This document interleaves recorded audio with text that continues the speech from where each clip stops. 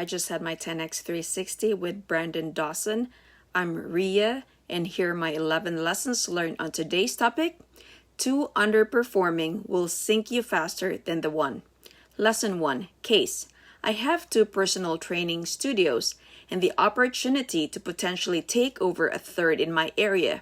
And you said no, because I got an underperforming studio. In the last 6 months, they've both continued to grow. I've really gotten out of the trenches. I have my leadership, I have the systems, and the people in place.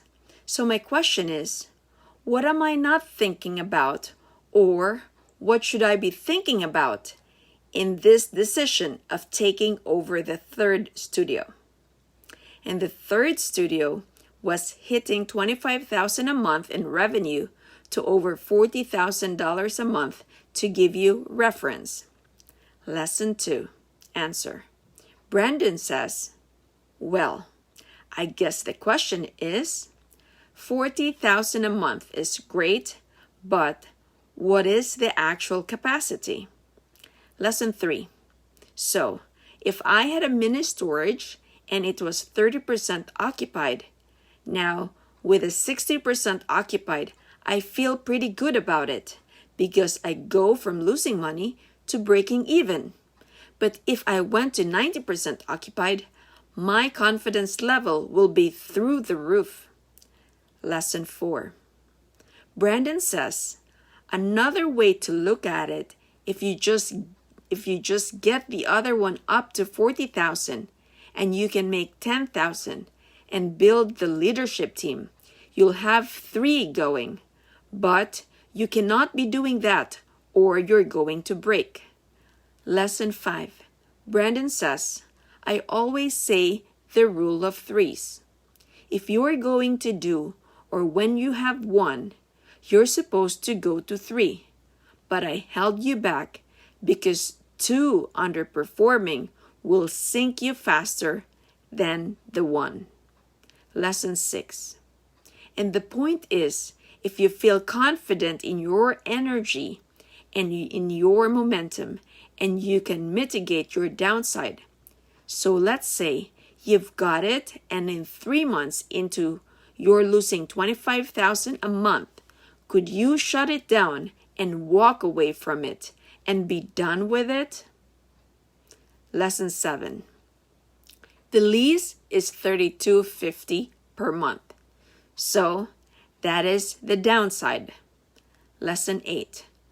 Brandon says, now you go into help and you tell the landlord that there is 3.5 years on the lease.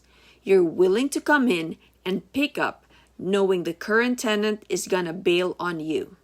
You'll come and pick it up with an obligation of 12, with an opportunity to renew for 5 more years. So what you're doing is bailing the landlord out immediately, but you don't walk in and take over the 5-year lease. You take over a year or a promise of 18 of the current 36 months because you're a subtenant. If this doesn't work, you don't want the risk of liability. Say, I'll give you a good solid 18 months. I'll invest money in this. I'll blow it up. And if I hit my goals, I'm willing to enter into a 5-year extension. But don't go in and out of the gate offering a 5-year extension for situations somebody else is failing. Lesson 9. Brandon gave an example. He walked into a space that Allstate bought a business and the management team of $4.5 million, and the build out and the equipment and the furniture. It's the nicest space he has ever been into. Allstate stay close on their business, turn around, sold them to a third party, and they moved them out of state. And no one's actually been in that space 7 months since it's been completed. Tags are on everything. And he basically went in, and Allstate started with writing a check for $4 million to pick up our lease. And by the time he is done, He's just taking their lease for cheaper than what their commitment was. 6 years, 6-year commitment is on an annual basis with stair-steppers. Lesson 10.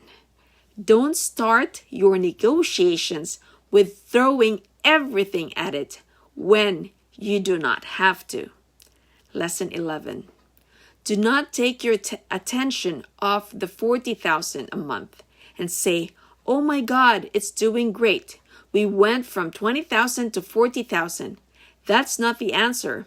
The answer is, it still needs to be doing 3x what it's doing right now." So those are my lessons learned. I hope you learned something. Please don't forget to subscribe to my channel, and you can also download a free section of my book, Apartment Prescription, How I Made from 0 to 50 Apartment Units in 7 years. If I have done it, I know you can do much more. Take care and God bless.